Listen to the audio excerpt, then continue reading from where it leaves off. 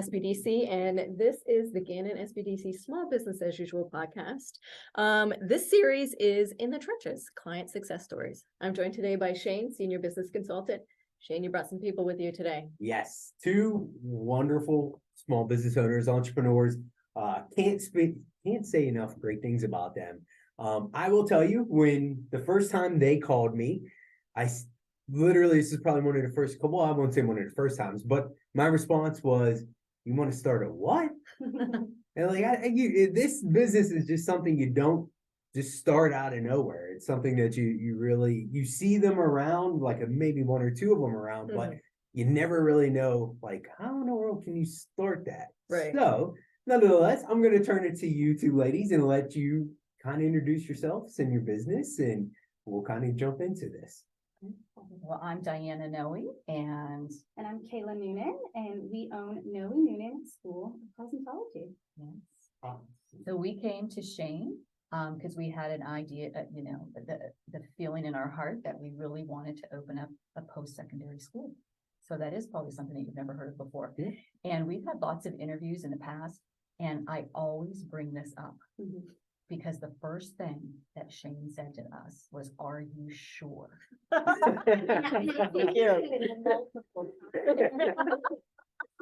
it was just about, I didn't feel it so much about the school. I felt it about, like, when you're going into business for yourself, that's a critical question to answer. Are you sure? Yeah. It's a lot of work. It's not going to be easy. And so every time we have an interview, I'm like, the best thing we ever did was go see Shane at Gannon Small Business. And the best question I ever had is, are you sure? Ask yourself. Are you sure? And it's not always, like for us, when Shane asked that, it was such a multitude of layers, so to say, like, are you sure this is the correct business? And not even is the market open to that and can the market handle it, but are you an expert in this business? And are you passionate about this business? Yeah. Because, when you talk about that passion, I sometimes I feel like it gets overplayed. People say it like, "Oh, it's my passion," but no, like truly, because on the hard days, you have to have that. That's a great point. Entrepreneurship isn't like, Diana always says all the time, it's not, I'm going to go into this business and I'm going to work less and make a ton of money. So on the days when it's hard, what do you have to fall back on? Yeah. Are you passionate? Preach. Yeah. What is your, and it sounds so silly because we say this, but like, what is your why? Yeah. And on that hard day, go back and look at that why, and this is why I'm doing this, and this is why we're going forward. And we've had that a lot of times with us, and our why, actually, I saw one of our whys today. Amanda Adams was one of our very, very first students to become her own entrepreneur. And she stopped back in to visit us today. And I'm like, if that is our why, that's what keeps you going, because we are empowering other people to follow their passions. And, we came from the tech school, we taught high school level, and Diana and I both love the high school level, and we're very passionate about that. But when we just knew there was a gap in the market, and we wanted to fill it with something more, and when I say something more than cosmetology, yes, cosmetology is the basis of it all, but, that you want to talk a little bit about, the extra things that we do. Well, just take a few steps back. We definitely had a lot of years invested in a post-secondary education. How did you two meet, if I could ask? So, well, Is that another? Very quickly. Very well. Yeah. Go ahead. You go ahead and tell this story, because it's better from your perspective, because I was her teacher. Okay. So we're going back, a long time ago, because I've actually been in the industry over 40 years now. Yeah. So I started when I was 15. And met Diana. She was doing her instructor's license at the time. So she, was my instructor at the age of 15. And then I always had the entrepreneurial heart, like always. I always knew I was going to have something. I just never knew what it was. And I actually went on to college and I have a business degree. And then I wanted to get my instructor's license. And I found out Diana was running a school. So of course I was going to go where Diana Noe was. And so on my last day of getting my instructor's license, she offered me a job. And I was like, wait, what? But she saw that in me, and then I really fell in love with the passion side of education. And so truly, her and I have been together ever since that moment. Like our lives have always paralleled. And we went on to run a beauty supply store that came to Erie together. And then I got the job at the tech school and, was able to hire somebody on, and obviously I called Diana Noe. So we've Yeah. been together. Coming back, I think, so there's a few things just like I would love to kind of unfold a little bit for everybody. One thing that like jumps out to me that you two are just so unbelievable at. You said we saw a white space in the market. Mhm. And that, like, when I hear that to me, that is like a huge sign of like, okay, this person knows what they're doing. Like, I feel like when you're talking to entrepreneurs, there's different groups of them. There's some who are just like super lucky. They're at the right time, at the right place. Right. And that's it. And I do work with a lot of them, and there's nothing wrong with that. Some people win the Powerball, some of us don't. But when I see people struggling inside a business, it normally boils down to they just don't have that product market fit, and they don't have that Mhm. unique selling proposition. I can tell you when I walk into that school, it is something that I've never really been into. And I've been into thousands of different businesses. I joke about this all the time. It is like you walk in there and it is just like a positive environment. Like the students are so happy. The front desk receptionist is super. She's like the Engaging. yeah, she's like the mother of the entire students, talking to them about their mental health and really coaching them along. And then, but it's not like your typical, because sometimes we'll be frank. Sometimes I think in the past trade schools got a bad rap, Mhm. Mhm. and it was really a money grab for a lot of these industries. But when you go to this school, is the complete opposite. Like these ladies, the entire staff, they care about the success of those students, and I think that is a major factor that is a huge selling point. So I commend you on that.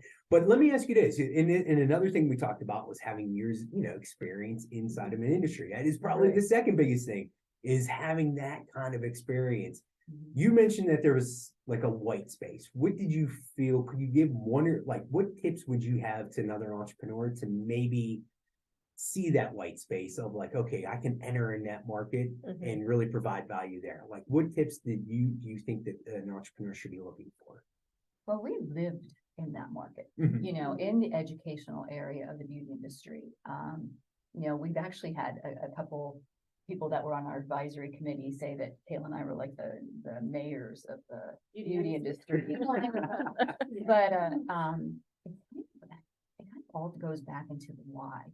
Like we just knew that there was a better way to Mhm. help the next generation in line do it better than we did it. Mhm. And that was the start of, there really wasn't a place where people could get a solid education Mhm. anywhere in the tri-state area. Mhm. And we just knew that we had partnered with a lot of wonderful companies that are at the national level that we could bring to Erie something new and exciting. And we just knew we could do it. It was in our heart, Mhm. that you had the heart of serving other people. That has to be the number one thing. Yeah, and I think, going back to, we weren't just business investors looking for some business that Yeah. could make money. And I always say this, we are industry professionals who wanted to invest in the industry. Mhm. So that's one thing. Yes. And I think when you're talking about what is the white space, Shane, to go back to that question is, when we looked at it, it's, being that we're in the industry, we see the other things the industry needs. It's not just the base model for us. Like Mhm. some of the things that people were missing a lot was, the soft skills.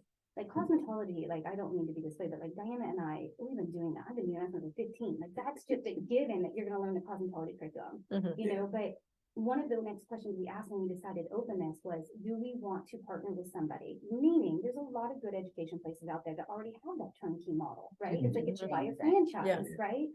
But the immediate answer was no, because that's what makes us so different. Is I want to bring the best products in that I can, and I don't want to have to answer to anybody else because we know our business. Mhm. I want to bring in the best certifications. We bring in guest speakers. We do all these things. We empower the other people in our industry to come in and empower the new and upcoming future students. Mhm. But we really focus on what we call the power journey too. And that's something that's so near and dear to our heart because we wrote it, but it goes into above and beyond all of those things. So, we talk about their why. You know, so when they're having a bad day at Mhm. school, we do vision boarding, like we're doing all of these other things, like getting to know your charity. So they're putting on an event, and we always talk about how it's so important that they know you don't have to be a millionaire to give back, Mhm. you know, but how do we do that? And our mission always goes back to, we want to make the student better for themselves, which will make them better for their families, and it makes them better for their community. So when you're talking about that white space, it's not just the norm, it's what else does your industry need that's missing? What Mhm. else is missing in that piece, and make it go above and beyond? Because I've always told our students this, I'm like, everybody takes pictures anymore, right? Yeah. You know, how, and I'll even ask them, raise your hand if you've taken 1,000 Snapchat pictures today, right? How many of you got paid to take those pictures? Why is there photographers out there that are making the money taking pictures when it's something they're passionate about? If you look at photographers, the ones that really stand out are doing more than just taking the picture. So Mhm. doing like Yeah. a value add. I have Yeah, goosebumps. exactly. I love this. Yeah, So the That's- holistic building from absolutely, the inside. self out. to community. Yes, That's Yeah. amazing. And are you doing this as a hobby, right? I always say that. Are you doing it as a hobby or? Yeah. are you doing this as a career? Yeah, because a hobby is Snapchat, a career is getting paid to take that, and there's it, you market yourself different with both of those, Yeah. right? Yeah. And don't get me wrong, there's absolutely people who have gone into our industry that just want it as a career, and that's totally fine. Mhm. Or I'm sorry, as a hobby, but if you want it as a career, Yeah, I You think gotta that's view it huge that for way. entrepreneurs. Is it a hobby or Yeah. are you passionate? Is this what you've been living for how many years? And I know we've had this conversation so many times, and a lot of times I think that is perfect. Is it a hobby or is it an actual career? yeah, And the same thing is with small business owners. How many times do we work with small business owners and they undercharge themselves because Yes. they just, for whatever reason, they lack that, the Confidence, the maybe? confidence. Yeah. Yeah, really, it's the confidence. And I tell my clients all this all the time. It's okay to be the most expensive product on the market Mhm. as long as you provide the best experience. Because at the end of the day, price is what you pay, value is what you get. Mhm. I mean, there's a reason why, there's an expensive car insurance company, because if you get in that car accident, you can pick up the phone and talk to somebody and all is gonna be fine. And then the same exact one, there's probably a lower end car insurance company where if you get in a car accident, good luck getting a hold of somebody. I mean, there are two different models and that's okay. Yeah. But at the end of the day, for most small business owners, you should be at the higher end model because you can provide that better experience. And that's another white space that we can really look into. Mhm. absolutely. And I also think too, like, advice for entrepreneurs that struggle with that is separate yourself from that. Mhm. You know, meaning like, so, and I'm just gonna keep it to our industry, if you were the hairdresser that really struggles because you just did this full personal service on somebody and you find out that, their husband lost their job and all this and that, I mean, it's so hard to go to the front desk and turn around and charge them then for the Mhm. product that, but they chose to come to you and they knew that's what your price was, so separate yourself, get yourself a receptionist. Yeah. Let them do that. Yeah. That's some of the best advice I think. Yeah. It's Put good. yourself It's in good, it if you need to, Put because, yourself in the middle person. Yeah. That's right. yeah, So we're still talking, we're still in the startup phase. Kind of, you came to me. I mean, we were working on the business plan, we were working on the financial projections. Looking back, what is one thing you would love to tell yourself that could save you time, or like, hey, maybe we shouldn't have stressed too much about that? What advice would you give yourself going back? That's a hard question. Yeah, You know, don't honestly, stress. Yeah. so, There's a couple things. I mean, one of my first thing would have been to have listened to Shane sooner and hired the help that I needed Mhm. sooner. As an entrepreneur, when you're first starting out, you still have that fear factor hanging out heavy on your heart, Mhm. especially when you're, somebody like us who we have serving hearts. And so we were the janitor. We honestly, we were cleaning, we were teaching, we were the front desk person, we were the office managers, we were the finance people, we were. sometimes I love we still that. are. We, Yeah, it's your but- passion. You held it close. You didn't yeah, want to give it up and you know, he had a great saying, and it was like, you're so far in the weeds that you can't get out right now, like get out of the weeds. Is that And how I you couldn't- roll? Yeah. Yeah. And I- exactly, sometimes, like, we need to get out of the weeds, Yeah. like we do, and yeah. I wish I would have listened a little bit sooner on that Mhm. and just been like, okay, go ahead, you can do it. And I also think for us, honestly, and you don't know until you do it, so hindsight's always 20/20, right? And you're Sure. always guarded because you don't want to grow too fast that you can't handle it either. I mean, growing is a beautiful thing, but you gotta be able to handle it, and you don't want to go too big to start, and because then you can't reel it back in, Right, right? right. So it's always finding that perfect balance, but I definitely think that looking back now, I wish Diana and I would have had maybe like a month where the building was ready to go and we could have just sat down and looked at the processes of things and sat down and started at the beginning with our staff and trained everybody on that. Mhm. Because that was really hard. And sometimes it still is hard because you're so busy in the weeds, as Diana Yeah. says, that you gotta back up that train and put those processes in place. And are those gonna change as you evolve and as you grow? Always, like you're always evolving and always growing. And if you're not doing that, that's not good because Yeah. you're stagnant and you're not gonna grow. But Mhm. I do wish that we would have had like a month of just us.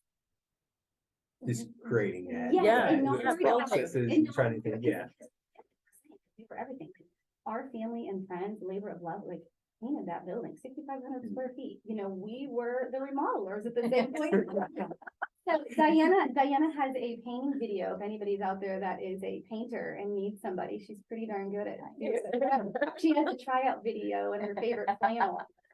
But yeah, so we definitely, yeah, definitely. It's super interesting, and I never would have thought. I as long as I've been doing this, I don't think I've really ever heard that answer. Because I feel like the majority of entrepreneurs, you are wired to just go Go. go. Through it. And honestly, sometimes I do preach that, and I will be honest with you. I jokingly tell everybody, like, another one of my analogies is like, let's get the airplane in the air and we'll kind of fix it and build it as we go. And sometimes I'm sure you don't want to be on that airplane, but if the island is on fire, sometimes you just kind of have to do that. Honestly, that's as funny as that sounds, that really is entrepreneurship. Yeah. You have Definitely. to be willing to take this crazy step into the unknown. So Yeah. I get the joke. And Yeah. and truly, like we know how lucky we are and how blessed we are. Like we have so much family support, that everybody came in. Our husbands have been so supportive. They've never, it was always just send it. Do what your girls gotta do. We're here to back you up. And like even, today, right? They're coming in and still fixing things for us. They're our maintenance crew. Yeah. And Yeah. entrepreneurship, Yeah. and we're so blessed that it is that family business too. Family support is huge. Let me ask you this, how important it is to have an outsider giving you advice, giving you the outside perspective, because you entrepreneurs have the family, you're doing great. I love it. Keep going. But you really need to hear that person I'll say, tell- get that plane in yeah. the air. I'll tell you, anytime anybody asks me, I think I want to open up my own business. I think I've got this entrepreneurial heart. I always say, they need to come down here first. Mhm. Always, because I think having that other person is critical. I had this great author that I follow that she had this wonderful saying that you really can't tell everybody your business plan, because sometimes the people that love you the most want to protect you. Mhm. Yeah, sounds Maybe you should crazy. keep this job that you've had for 40 years and just ride it into the sunset and retire. It'll be much safer, and sometimes you need that other person outside who's got that business mind who said, this is go for it. This is a good idea, Yeah, that's great. And one thing about, I will tell you, working with all my clients, like these two ladies, and I think being a good entrepreneur, you need to have this skill set, is being coachable. I can tell you, it is not always sunshine and roses when we have conversations. I think they know my personality, where it's like, hey, Shane is super direct, and I have probably been criticized for being too direct and mean per se, but at the end of the day, you got to understand, like, this is Someone's life. their life. Yeah. And we've had this conversation before, like, not only they put everything on the line, and not only did they put it on the line, their spouses put everything on the line, and their their family. I mean, I met their parents. I met, it is literally something. So, sometimes, people tend to surround themselves around with cheerleaders. And I think you need to kind of have that person like, okay, are you sure about this? And do you know enough about this market?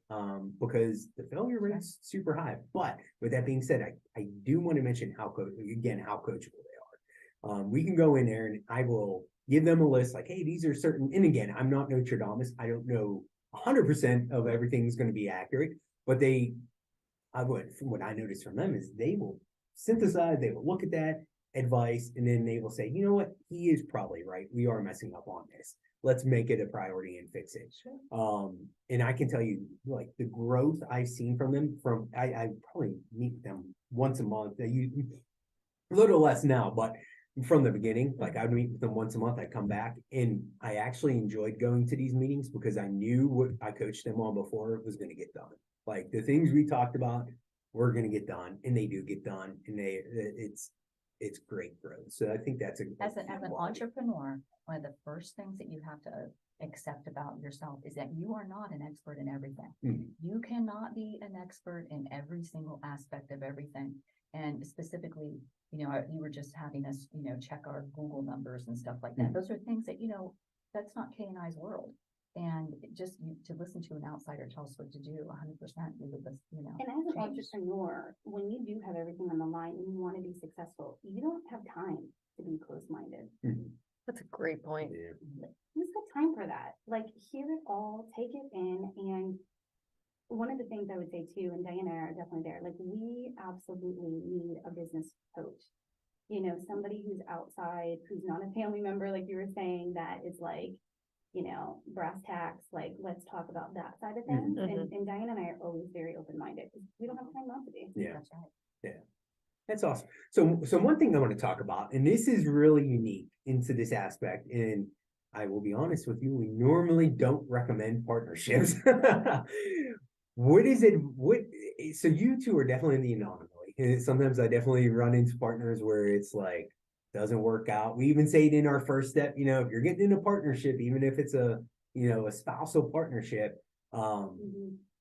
it's difficult. What advice would you two have for partnerships, for entrepreneurs maybe looking at a partnership? What would be? Back to your very first statement. Are you sure? Mhm. Because your relationship will 1000% be tested. Mhm. Because you're emotionally invested, you're time invested, you're financially invested. Like, Mhm. Your it's survivalhood is invested. you're Mhm. exactly. Yeah. Because it's not just about, because You you've got gotta a be family at sure. home too, yeah. I don't know what the rate of success is for partnerships, but it probably isn't good. Mhm. I don't know, Shane, but it's, you be sure who you're going into Yeah, business I with. mean, we often joke about it, but, I'm more married to Diana Noe sometimes, I think, than I am Yeah. my own husband, That's right? true. Because You're gonna spend a lot of time together. You spend a lot of time together, and it is like that, like, it takes work, it takes respect, it takes, taking the other person's, values and opinions, but honestly, and I don't mean to be cheesy when I say this, but I've always said this, and Shane, like, I know it in my heart and soul that when I met Diana Noe when I was 15, that was not an accident. Mhm. God gave her to me. She's my person, and we were meant to do this. Yeah. We were meant to do this. Everything, when we look back now, everything that we did in every area of our careers led us to this point, to be successful in it. Do you have like do you just are you two like kind of so close to each other that like you're in charge of this, I'm in charge of this, or was that kind of agreed upon? Like, how'd you guys come up with that? Say that it was agreed upon by strength a Mhm. little bit, but I think we're so like-minded that even if one of us isn't there, we're pretty sure, we're Mhm. pretty confident that we don't make decisions that the other one wouldn't agree with. Yeah. But we do Absolutely. separate And things. we're very honest too. Like, if I'm like, you know what? I'm gonna ask Diana first. Like, if I don't know how she's gonna do, like, but honestly, we've been together enough. We spend enough time together. We really, our heart, souls, values, the basis is definitely lined up. Are we different people? Absolutely. Mhm. Do we approach things maybe a little bit different when it comes to certain things? Absolutely. But we both respect each other and we know each other enough. Mhm. And this is something too. You will never hear a negative thing come out of my mouth about her. And I don't believe she's ever said a negative thing about me. And, and same in a marriage, I think that's huge. Mhm. There is nothing more disrespectful and ugly, I think, than when you hear a spouse talking ugly about their partner to other people. Mhm. I'm like, that is just disrespectful. And, I've never needed to say anything negative about Diana, but I'm just saying, like, we're very like, you will never hear my staff say, well, I didn't agree with that decision. Mhm. You know, like, no, like, it's just like mom and dad, like, well, we have things that we talk about behind closed doors, yeah, but we're a united front. And it is that close a relationship, you know, when people joke around and say it's like a marriage, it is. Mhm. So kind of fast forwarding, we're kind of in the trenches now with the business. In the weeds. In the Shane. weeds. No, in the Yeah, trenches, it's you're true. doing the work. We're doing the work. With a lot of weeds around us. What surprised you most about the business in itself when you good one. started it? How fast we've grown is one. It went bigger than we could have ever imagined. Really? In the first, now and as you know, we knew the first 2 years it was gonna be a little Mhm. slower, but like we still, I mean, we're still bigger than we thought we were gonna be at this point in time, and it's a beautiful thing, for sure. But that was kind of surprising, and with that, all the things that we were gonna need to put in place faster than we thought, that just is a trickle down effect, right? Like more staff, Yeah, Yeah. more this, more that, More things- support for them. more support for them too, yeah, for sure. How many employees do you have right now? Well, we're lucky enough that we just added some, but we have 8 employees. 8 employees. Mhm. Awesome. What was that one hire where you were just like, oh, we need to hire, we need to kind of bring this, what was your first hire, I guess you could say? You know what, my first hire was actually our Jennifer? custodian. Jennifer? Jennifer, all the time that when she Employee said, number "We're one." done." Thankful for her, like, Yeah. so thankful. Circling a little bit back about managing employees, because I feel like that is one of the hardest aspects for everyone, mhm, because leadership is not, there's no such thing as a born leader. Like, I think everybody has different personalities and kind of conflicting them. What is one or two pieces of advice you would give to an entrepreneur on making the first hire and managing that staff? You want, I have a couple of things. Oh, go ahead. So I think, I know we both talk so much. I think, knowing your people and playing to their strengths is huge, because Mhm. nobody's perfect. I'm not perfect. Diana's not perfect. We both have our strengths and our weaknesses. I think that is huge. That's a big part of being, a leader, so to say, with your staff. I think them being clear on what their expectations are, and one of the things Diana and I say all the time, and it's true with every business, like, you need every single person on your team, from the top to the bottom, or everything in between, to do their job to the best of their capabilities, so you can actually be excellent and move forward. mhm. Every single person is so valuable, and they're all a valuable team player. Mhm. And, Definitely. you need to be able to count on them, like, if this is your job, I need to be able to count on you to do it. Mhm. And if you can't, it just makes things more stressful, and it just makes the model not as great, Yeah, right? And the model goes from our teachers to our students. Like, Yeah. I hope that every single person that works for us can say that they genuinely feel that Kayla and I care for them. Mhm. Well, we love them, we support them, We want to see them live their best need life to. too. Like that whole, our motto of living your best life is for everybody. Mhm.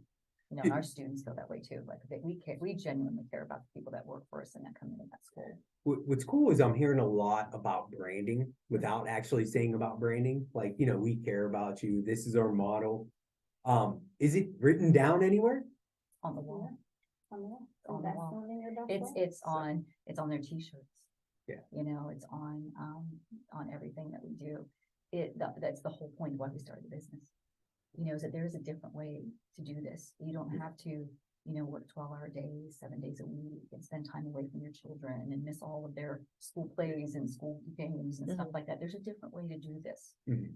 And you just gotta invest in yourself. And that's pretty cool, because you're coming up on your 2nd year anniversary, and I can tell you, I've rarely ever seen a business like this that has its core values already instilled on their brand, and it's just something we don't normally see. So I really commend you on that.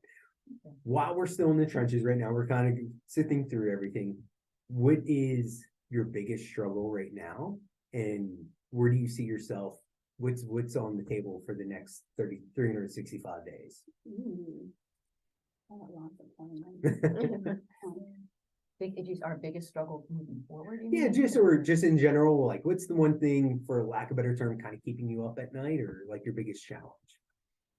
I think that for a lot of entrepreneurs, and this is definitely with Kayla and I, that I might have underestimated how much space I needed. Mhm. You know? Yeah. And really and truly, space in Erie is hard to come by.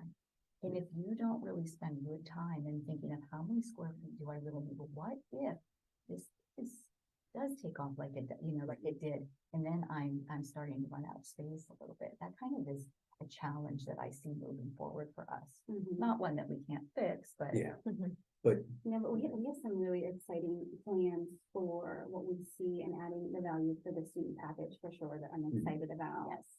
And I know you had a little Yes. meeting today about something Yes. like that, so we're excited about that, and we have some big plans, we're in it for the long haul. Yeah. If you had unlimited money, what would you do? Well, it was one of the. Besides it was a- space. It was a meeting that I had today, so we definitely have our own buildings if we didn't have a money, but if we had a, but also, I would like each one of my students to have like a business coach, as a life coach, somebody to, help this generation post-pandemic move into, Mhm. the working and hopefully entrepreneurship. Yeah, world so that we I'm really, it's a dream that we have to be able to line them up with somebody while they're in school that also follows them for at least a year after, and then the student can decide if they want to continue with that or not. Mhm. Because we just see so much value in that, because at the end of it, just like we were talking earlier, your family and friends is one thing, but you need that other person. Mhm. And there's a lot of really cool things out there that they could even be somebody who is in part of our industry too. Mhm. So twofold, a mentor to help them who is also in the field and successful in the career field. Mhm. And now the day with digital, digital technology, it doesn't necessarily have to be somebody in the local area. Mhm. There's a company called Beauty Changes Lives.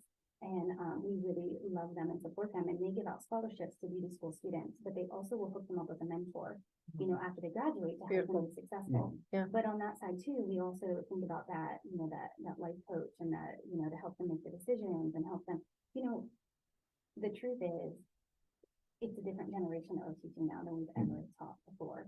And mental health is a real thing. Mhm. And making sure that they feel really good about the decisions and have the tools that they need that maybe they're not coming to us with or they don't have, but they're there for a reason. They're there to empower themselves. They're there to make a change for themselves. So we believe in the whole model, Mhm. and how else can we help support that? We don't want them just to see that when they're in school. We want them to be successful. So we want that to carry on for them. So kind of now, we didn't kind of looked a little bit over this. Can you talk a little bit about the products and services that you actually offer inside the school? Because I think for the majority of people, they have no idea. When they hear cosmetology school, they think of maybe grease lightning and things like that. They're not, at least that was my initial thought, obviously. So we have the programs. You want to talk about the programs? Yeah, so we have, our programs are obviously cosmetology. We also offer an esthetician program and a nail technician program, and then an instructor program. So once you finish the programs, you can actually go to school to be an instructor for those programs. Mhm. That's what that program is. Cosmetology encompasses esthetician and nail technician. Esthetician is all skincare.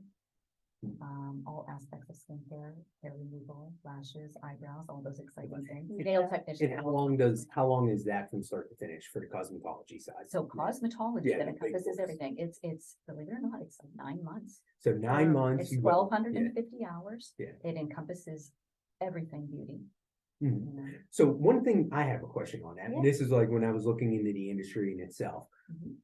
Do you start with a cohort? So me and 15 people, we Yes. start in September, we will go all Together. Yeah. 1,200, is that? Yeah, we Because, start a class every 9 weeks. okay. So what we nice. do, is we start, so for example, I'll just give you an example. We'll start out fresh in January. Mhm. So come January this coming year, we're gonna be starting a cosmetology course, and we'll also start an esthetician course. Okay. So one of the things that I think was also a part of the gap in the market, besides the other things we already talked about, is a lot of times we found, any of the schools that we worked at, we found this, that it was very common that when somebody went to cosmetology school, yes, skincare is encompassed and so is nails, but it was kind of just like a little fluff, and it was kind of just like touched on, right? Okay. So it would be very frustrating as a student who really wanted to, maybe they were passionate about skincare, but they also wanted to do hair, to come to hair school because they're gonna learn it all and it makes sense for them to do that. Mhm. But they're not learning it at the level that an esthetician would if they were just studying esthetician, if that makes sense. Mhm. So we really hang our hat that that is not how it happens with us. So the cosmetologists in January will be starting with estheticians and they all go through skincare together.